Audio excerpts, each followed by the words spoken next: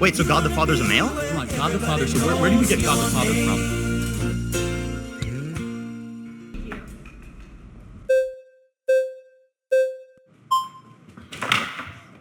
Okay. All right, Parker, what is a woman? A woman is an adult human person that has a desire to be in accordance with a particular set of social and cultural norms that are typically associated with the female sex. Now, define a man. Define a man. You're looking at one, XY chromosomes and A. Charlie never should have taken the bait of the demand Parker had for him to define a man. He should have pressed the burden of proof on Parker's definition of a woman. I understand that Jubilee is setting up these contentious engagements for our viewing pleasure, but there is a lot to be learned in these infuriating clips. Charlie uses Matt Walsh's famous simple question to poke at the insanity of the left's gender confusion. In this video, I'm going to show the mistakes Parker makes about gender identity by examining how subjective desires are being used to redefine objective realities, such as what it means to be a woman or man. Parker obviously coming prepared with a definition that serves his purposes. An adult human person that has a desire to be in accordance with a particular set of social and cultural norms that are typically associated with a female sex. Now, define a man. Because he knows Charlie is going to tear this definition apart, he jumps directly into his agenda. Do you know what's wrong with Parker's definition? He grounds womanhood in human desire. I've been making videos about this identity problem, showing its weaknesses, its origins, and why it's so wrong for the past few months now. After grounding womanhood in a desire, Parker offers that their desire is to align with the social and cultural norms that associate with the female sex. What he's doing is handling an objective question, you could even say scientific question, with a subjective and personal answer. He's changing the rules, and if you're not keen of the worldview and history of where this comes from, you may not see the sleight of hand that he's doing. If you're trying to make sense of these cultural shifts, I encourage you to sign up for Culture Compass. This month, we're summarizing Carl Trueman's Strange New World, which breaks down how thinkers and activists redefined identity and sparked the sexual revolution. It's an essential read for anyone wanting to understand how expressive individualism has shaped modern society. Equip yourself with the tools to navigate these challenging issues from a Christian worldview. Don't miss out. Join Culture Compass today. Sign up for free in the description below. Now that we've seen how Parker's definition is grounded in subjective desire, I'd like to show you how it doesn't hold up when applied to animals, ethnicity, or anything else for that matter. If I asked you what a dog is, and you responded by saying it's an animal that desires to align with dog-like norms, you'd be giving me a nonsensical answer. A dog, or a person for that matter, is defined by its species, not by its desires. Here's another way of thinking about it. Imagine hearing that the definition of Native American is a desire to be in accordance with a particular set of social and cultural norms that are typically associated with being Native American. It's nonsense. We can't change our nature or our heritage via human desire. No matter how bad I want to be a puppy, I will never be one. What makes someone a Native American is if they have ancestry, a bloodline that can be traced back to a tribe, regardless of if they desire to be a Native American or not. Well, you might say that's subjective.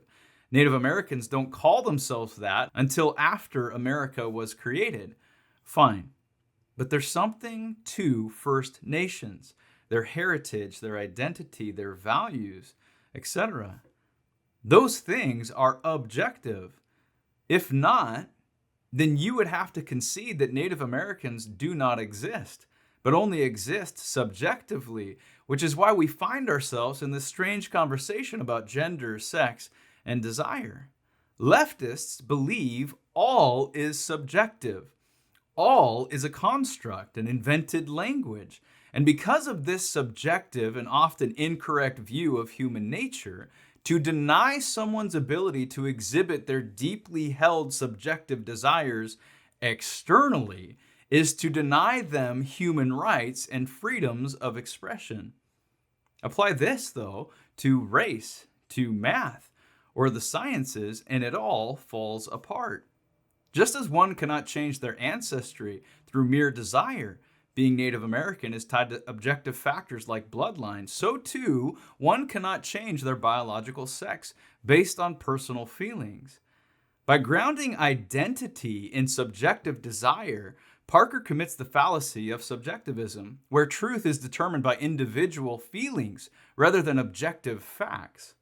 This undermines any possibility of a stable definition of woman or man, because desires can vary widely between individuals. One of the most egregious mistakes Parker makes is committing the logical fallacy of begging the question. When asked what a woman is, he talks about desire and cultural norms, then ends his argument with associated with the female sex.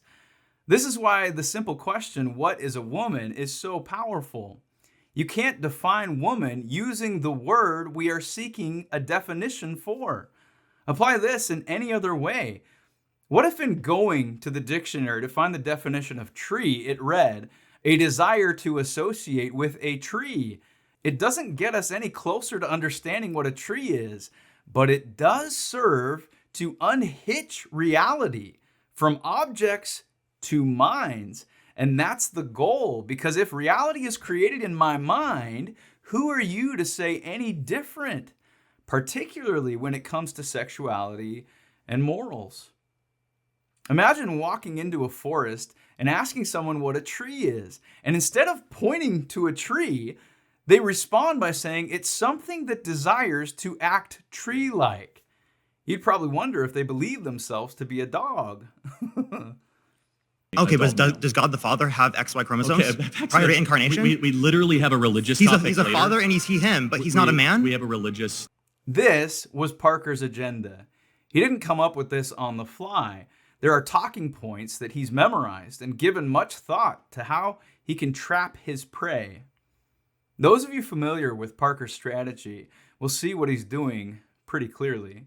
His tactic is to utilize an argument of analogy, often something near and dear to his opponent's heart, in this case, Christianity and God, relativizing it and attempting to show an inconsistency, or better yet, a hypocrisy. But is he right? Do you see where he's going with his line of reasoning?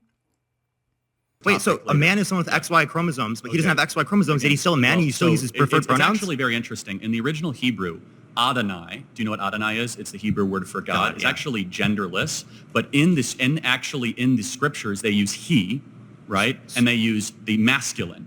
Jesus Christ came to earth as a man, not as a woman, not as genderqueer. But let's go back to... But God the Father's a man, right? Because all fathers are men. Well, first of all, there's a trinity. So God the Father is neither man nor woman. He is omniscient, omnipotent. He is all being on top. So why do you use he? Well, I did not. The scriptures do. You could use woman. You could say her. You could use him. But the way that the language is structured, again, it is so... God the Father is so above gender. It is so above any of our understanding. Then why use him? With glory and understanding. Again, because you have to make a choice, either he or him or her in the original scriptures. Let's go back to... Some fathers aren't men and boys? So some fathers are not men and boys, not men or boys. I'm sorry. Some fathers are not male. No, of course they are. I'm not... Charlie's right about that. Adonai is genderless. It's not masculine or feminine, but neuter. But this isn't helping Charlie's case. Parker's mistake lies in applying human biological categories like chromosomes to God, who is spirit, John chapter 4, verse 24. God doesn't possess a physical body with chromosomes, yet chooses to reveal himself using masculine pronouns for reasons rooted in his relationship with humanity. Parker needs a father. Parker needs the Father. Wait, so God the Father's a male? Hold on, God the Father. So where do we get God the Father from? What Greek word? From your scripture. Well, from Abba, right, which is a very close personal term. You're not answering my questions, and you're bringing up random language that doesn't matter. Well, it actually does. No, it doesn't. But let me get down to the root of it, because he's not a man. You know he's not a man under your worldview, yet you still use his preferred pronouns. You still call him a man. Christ is a man. man. You don't do that with trans people because you're transphobic. That's why. Okay, got it. But at this point, Charlie appeals to the incarnation, Jacob seeing the face of God. We'll skip all of that. Parker argues that Charlie bases his position against transgenderism not due to nature, creation, or even the gender of God, but on his transphobia. Here's what I think could have been a better response. God doesn't have a human nature in the way that we do. To differentiate between two subjects, there must exist a difference between the two. So, if we're comparing two people, one will have something that the other lacks, and vice versa. God, by definition, is perfect, meaning lacking in nothing. So, to create, God had to perform an act of creation that entails a lesser degree of himself. Where does God get the stuff he creates with? He speaks it into existence. But that existence is not from nothing in the sense that no thing can produce something. Nothing can produce anything. Nothing can't produce anything? No thing has productive powers? Nothing can produce anything. Nothing is the absence of everything. It has no causal powers. Existence comes from him, his power, his wisdom, his knowledge. So when God creates, he doesn't create a duplicate of himself, for there'd be no distinction between himself, perfect, and himself, perfect. This breaks laws of logic and common sense. So the only way God can create is by degreed forms of perfection. That is, lesser degrees than himself. When he created Adam and Eve, he gave them sexual organs that function together to form life. This is not something that they can trade, not something they can remake or mutilate.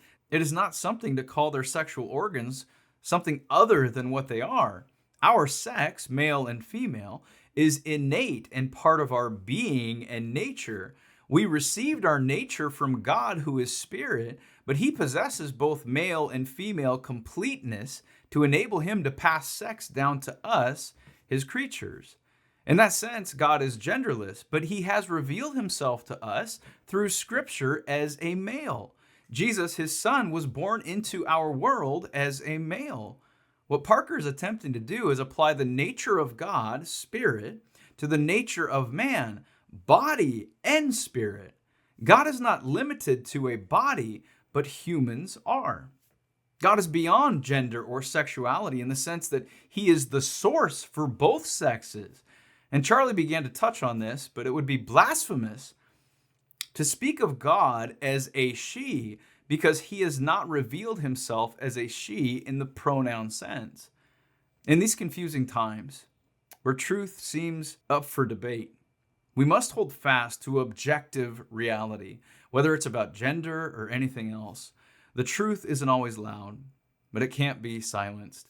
Stay informed, stay faithful, and keep speaking the quiet part out loud. Thanks for watching, and God bless.